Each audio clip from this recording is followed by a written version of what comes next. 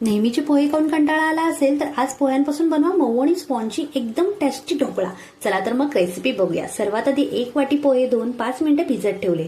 त्यानंतर भिजवलेले पोहे, 3 ते 4 मिरच्या, अद्रक, 1 वाटी दही घालून मिक्सरला छान बारीक वाटून घेतलं। हे मिश्रण एका बाउलमध्ये काढून त्यात हळद, मीठ, साखर आणि 1 वाटी रवा छान मिक्स करून घेतलं। त्यानंतर थोडंसं तेल आणि लिंबाचा रस मिसळून एकत्र केलं आणि 20 मिनिटांसाठी झाकून ठेवलं। बरं, आपला हा ढोकळा आहे ना, दिसायला जेवढा यम्मी आहे तेवढाच तो हेल्दी पण आहे, कारण रव्यामुळे ढोकळा हलका, मऊ आणि पचायला सोपा होतो। दह्यामुळे प्रोटीन आणि प्रोबायोटिक्स मिळतात। सकाळच्या नाश्त्यासाठी किंवा संध्याकाळच्या स्नॅक्ससाठी हा हेल्दी पर्याय आहे।